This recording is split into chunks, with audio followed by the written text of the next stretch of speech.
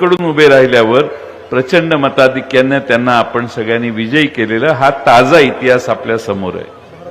भारत भालके आणि भारत भालकेंनी 2019ला जसा निर्णय घेतला तसाच निर्णय पुढे व्हावा अशी आमची साधी अपेक्षा होती।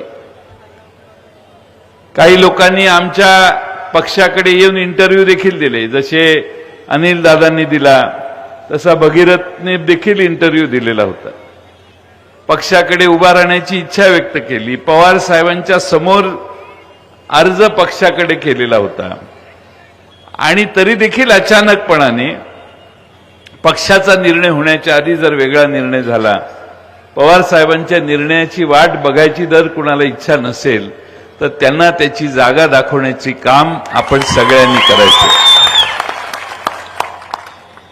पवार साहेबांचा निर्णय शिरसावून